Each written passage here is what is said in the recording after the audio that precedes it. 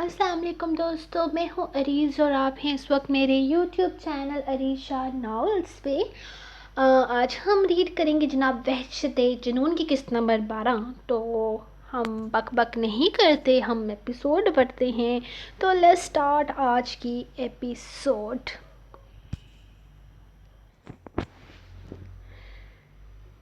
وحشت جنون قسط نمبر 12، تحریر عریشہ۔ یا اللہ، میرے خیال میں 9 بجے میں نے شروع کیا تھا ریکارڈ کرنا، بیچ میں عریش کی کال آ گئی ہے 11:17، 2 گھنٹے کال کے ہو گئے۔ چلو کوئی نا، سوری، آپ سب کو انتظار ہے، آپ کو تو انتظار نہیں کرنا پڑا، ویسے آج ایپیسوڈ جلدی آ جاتی، آپ لوگوں کا فائدہ ہو جاتا، لیکن کوئی گل نہیں۔ ہائے، میں اور عریج تقریباً 1.5 ماہ سے ایک دوسرے سے ٹھیک سے بات نہیں کر پا رہے تھے، تو آج نا ہم نے کسر پوری کی ہے اور شکر اللہ کا، آج اگلی پچھلی جو بھی باتیں پینڈنگ پڑی تھی وہ ساری ہو گئی ہیں ہماری۔ تو اب ہم کرتے ہیں آج کے ایپیسوڈ کی شروعات۔ وحشت جنون قسط نمبر 12، تحریر عریض شاہ۔ سر، ہمیں کسی بھی طرح اس لڑکی کو اس حویلی سے باہر نکالنا ہوگا۔ اس حویلی کی سیکیورٹی بہت ٹائٹ ہے، جب تک وہ لڑکی خود نہیں نکلتی تب تک ہم لوگ حملہ نہیں کر سکتے۔ یہ ہمارے لیے بہت مشکل ہو گیا ہے۔ وہ آدمی کافی زیادہ پاور میں ہے، اس کا تعلق بہت پاورفل سیاسی پارٹی سے ہے، وہ اتنی آسانی سے اپنے گھر آئے مہمان کو خطرے میں نہیں ڈالے گا۔ مجھے سمجھ میں نہیں آ رہا، ایام سکندر کے ساتھ اس لڑکی کی کیا رشتہ داری ہے؟ وہ کیوں اسے بچا رہا ہے؟ وہ ہمارے راستے میں آ گیا اور پاگلوں کی طرح مجھے مارنے لگا۔ سر، اس نے تو میری حالت خراب کر دی تھی۔ اتنے زور کے مکے تو مجھے پولیس والوں نے نہیں مارے جتنی زور سے اس نے مجھے مارا ہے۔ اگر وہ پولیس والے اسے نہ پکڑتے تو وہ مجھے جان سے مار ڈالتا۔ ہمیں اس لڑکی کو آپ تک پہنچانے کے لیے سب سے پہلے اس گھر سے نکالنا ہوگا۔ وہ جب تک ایام سکندر کے گھر سے نہیں نکلتی، ہم بھی اس کا کچھ نہیں کر پائیں گے۔ وہ اس گھر سے کیسے نکلے گی؟ اس لڑکی کے ساتھ اس کا کوئی رشتہ نہیں ہے۔ یہ لڑکی کسی سعد نامی آدمی کے شخص میں نکاح میں ہے، وہ سعد کی بیوی ہے۔ ایام سکندر کے ساتھ اس کا کوئی بھی تعلق نہیں ہونا ممکن ہی نہیں ہے۔ اس لڑکی کا تعلق سیدھے سعد نامی آدمی سے ہے،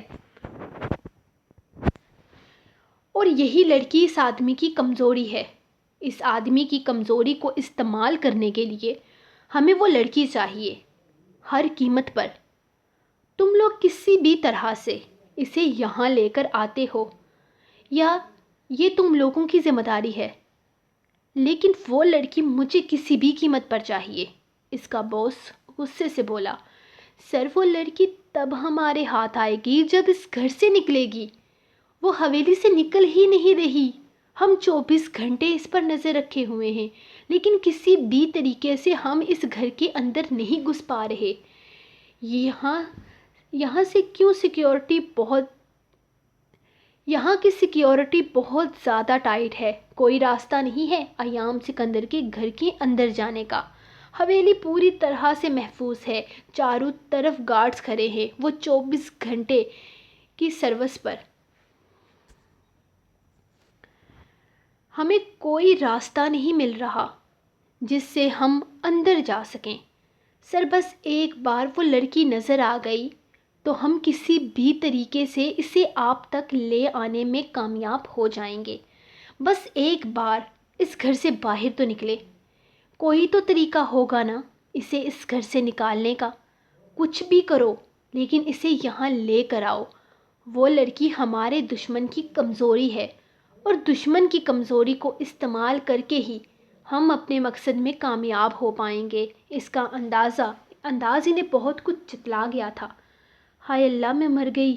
امی فون کان سے لگائے اپنی بھابھی کی کال پر خوش ہو رہی تھی جب ان کے بیٹے نے بتایا کہ کل رات سے ان کا بھائی ہارٹ اٹیک کی وجہ سے ہسپتال میں داخل ہے، حالت بہت نازک ہے۔ ڈاکٹر نے امید چھوڑ دی ہے آخری بار آ کر اپنے بھائی کی طرف سے آخری بار آ کر ملنے۔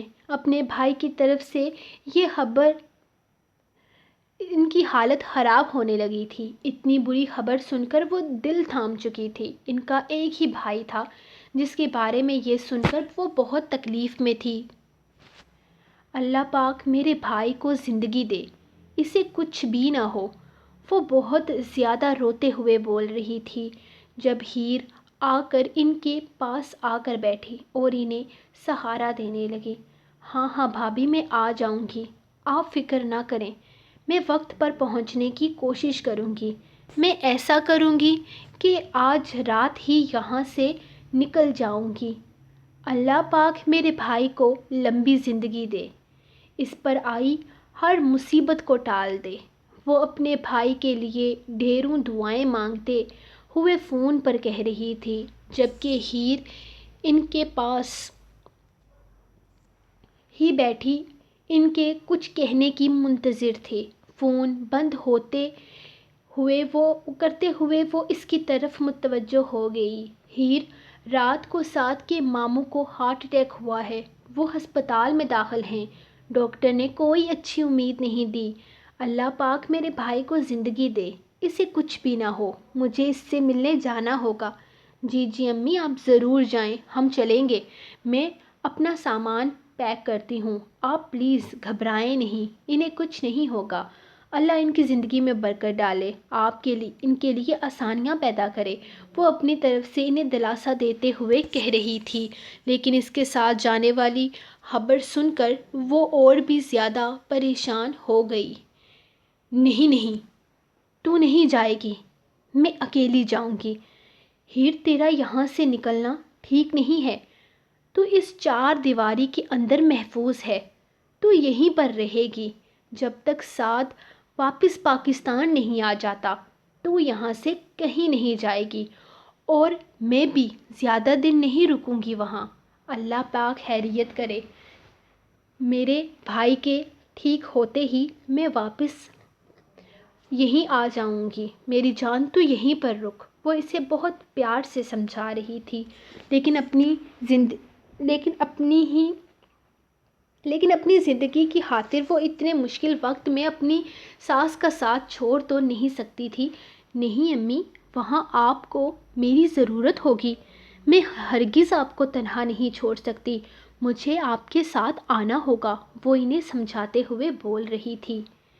نہیں نہیں، میں اپنا خیال رکھوں گی، تو یہاں اپنا خیال رکھ، تو یہاں پر محفوظ ہے، میں تجھے کسی خطرے میں نہیں ڈال سکتی میری جان، سمجھنے کی کوشش کر، اس چار دیواری کے اندر تو محفوظ ہے، یہاں 1000 طرح کے گارڈز ہیں تیری رکھوالی کے لیے، وہاں میں بڈھی جان تجھے کیا سنبھالوں گی، اگر پھر سے کسی نے تجھ پر حملہ کر دیا تو؟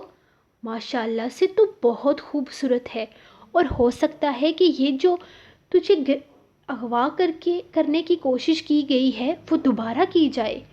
کیا تو نے خبروں میں کبھی نہیں سنا کہ کس طرح خوبصورت لڑکیوں کو اغوا کر کے دوسرے ملک جا کر بیچا جاتا ہے اور ان کی زندگی برباد کر دی جاتی ہے؟ میں تجھے اپنے ساتھ لے کر ہرگز نہیں جاؤں گی، جب تک تیرا مضبوط سائبان تیرے پاس واپس نہیں آ جاتا، تب تک تو میرے ساتھ کہیں نہیں جائے گی، تو یہیں اسی گھر میں رہے گی، اور میں بھی جلدی واپس آ جاؤں گی، تو گھبرا مت، یہاں تو اکیلی تھوڑی ہے، روحی ہے، تانیہ ہے، ایام ہے تیرا خیال رکھنے کے لیے۔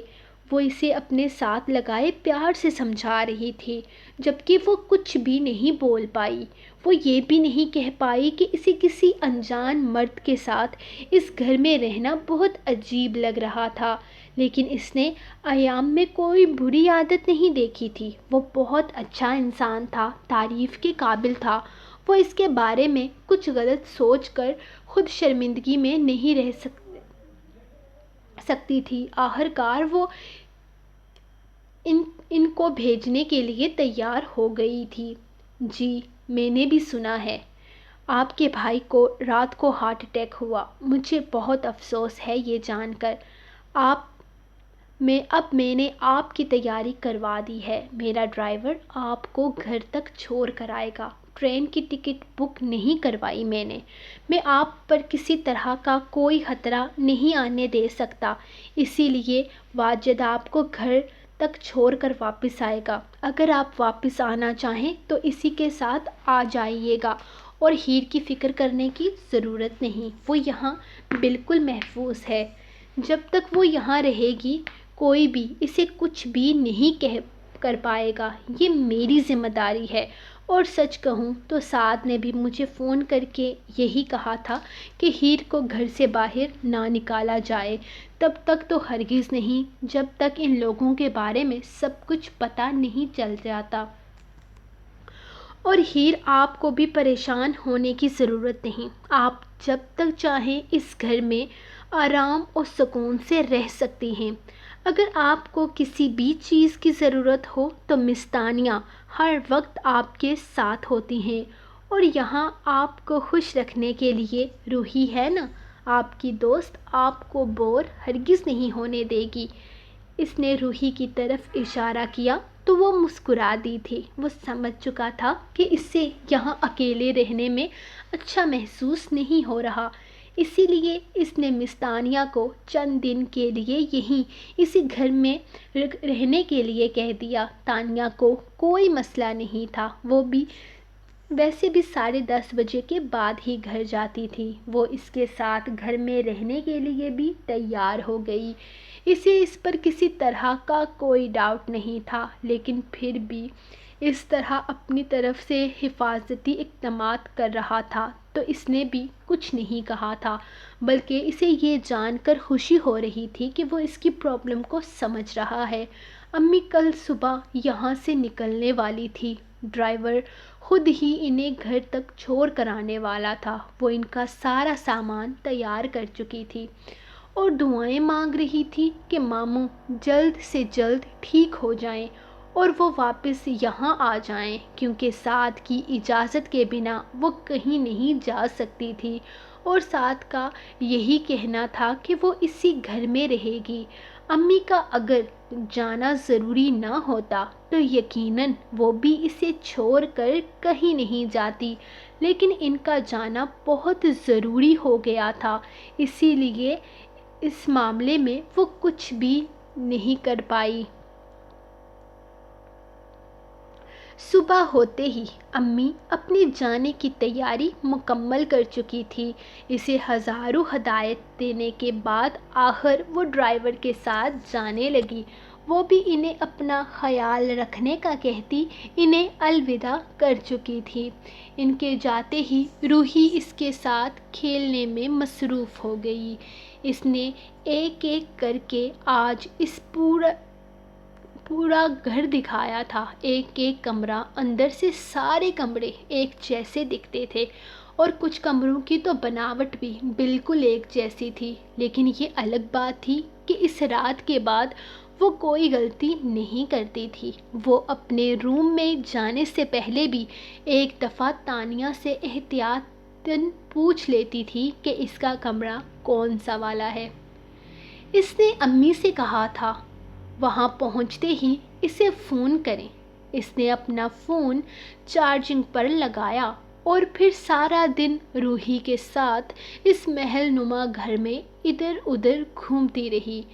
جب تک تانیہ اپنا کام ختم کرتی تب تک وہ پورا گھر دیکھ چکی تھی، اور اب وہ تینوں بیٹھ کر روحی کی فیورٹ پرنسس مووی دیکھ رہی تھی، کیونکہ وہ اسے کافی زیادہ پسند آ رہی تھی، لیکن تانیہ کو شاید اس میں کچھ زیادہ انٹرسٹ نہیں تھا، لیکن روحی کی خاطر بیٹھے وہ دیکھتے ہوئے تبصرہ کر رہی تھی، کیونکہ اس کی میڈم روحی چاہتی تھی کہ ایسا کیا جائے۔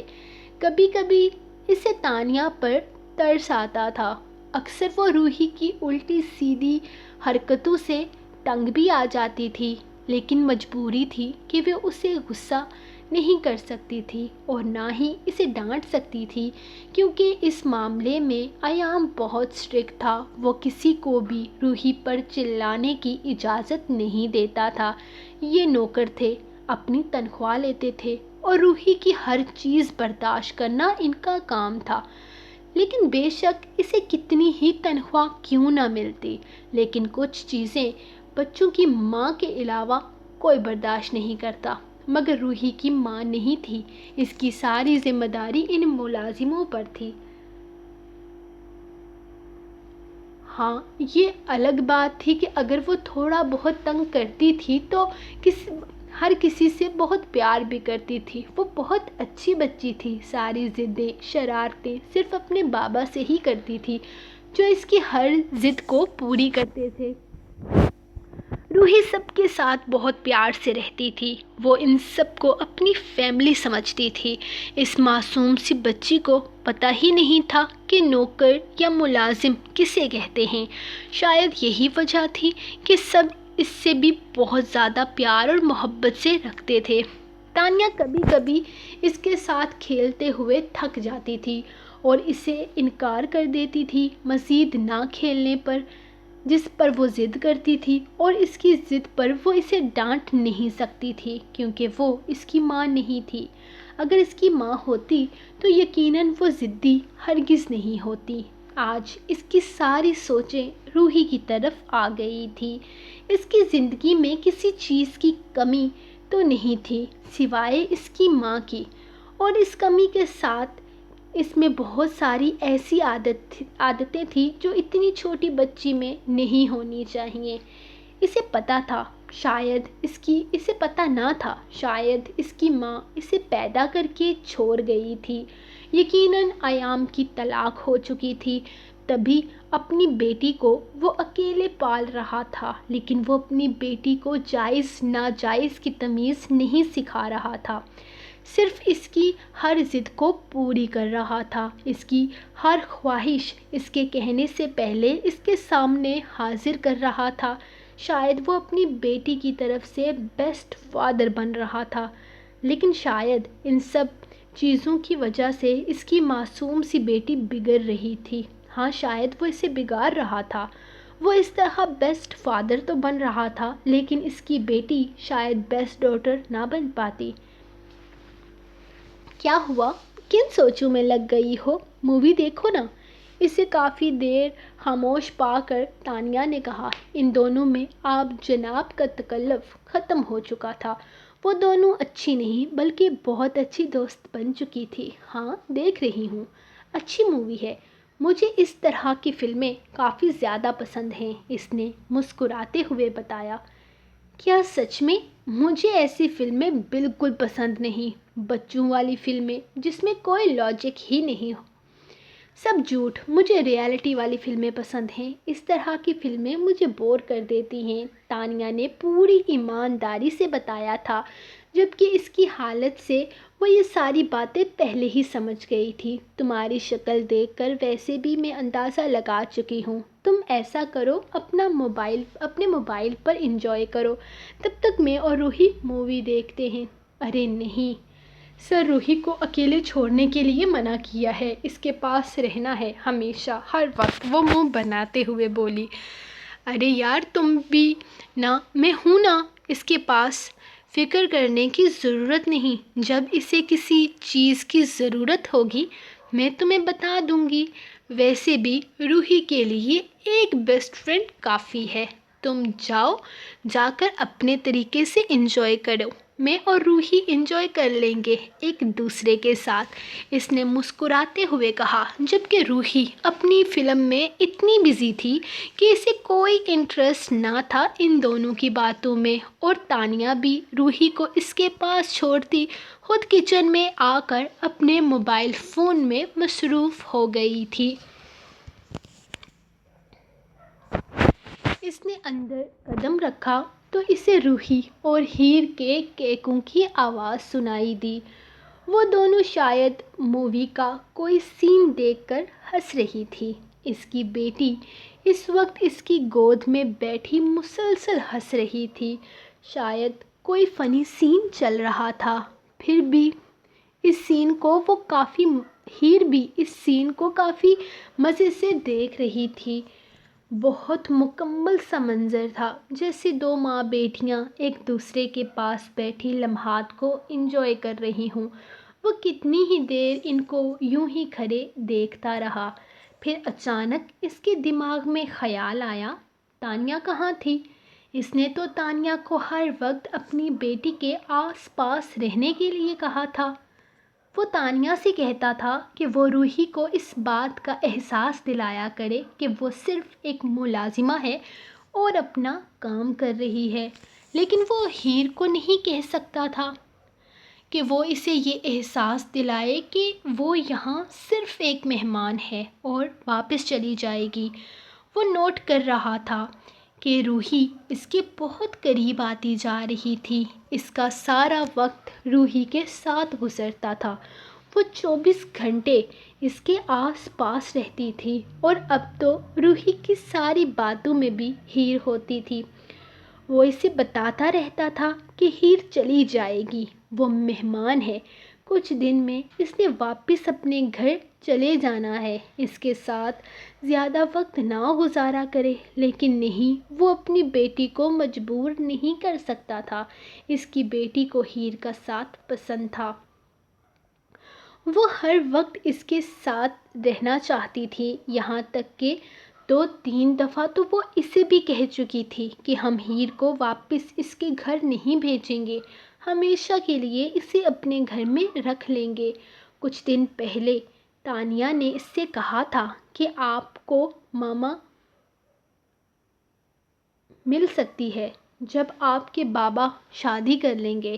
اس نے اپنے باپ کو یہ تک کہہ دیا تھا کہ وہ ہیر سے شادی کر کے اسے اس کی ممی بنا ڈالے، اور اس بات پر اس نے تانیہ کو کافی زیادہ ڈانٹا بھی تھا کہ اس نے اس کی بچی کے دماغ میں اس طرح کی کوئی بات کیوں ڈالی، جس پر تانیہ شرمندہ ہو گئی تھی۔ اس نے تانیہ سے کہا تھا کہ وہ اس کے سامنے ایسی کوئی بات نہ کرے، لیکن اسے احساس نہ تھا کہ روحی اس بات کو لے کر اتنا سیریس ہو جائے گی۔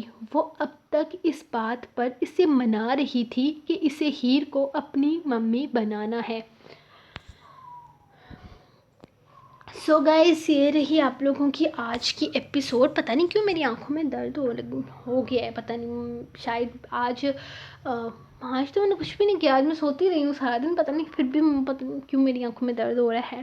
کیسی لگی آپ کو آج کی ایپیسوڈ؟ اب کمنٹ میں بتائیے، اور لائک کریں، شیئر کریں اور ریویو دیں، اور کچھ بھی نہ کریں یار، جنہوں نے فیس بک والوں کو بولو کہ جلدی جلدی ناول ختم کرنے میں ہیلپ کریں تاکہ ہم وہاں پر بھی یہ ناول شروع کر سکیں۔ تو ملتے ہیں ہم نیکسٹ ایپیسوڈ میں، تب تک لیے اپنی رائٹ کو دیں اجازت، دعاؤں میں یاد رکھیں، اللہ حافظ۔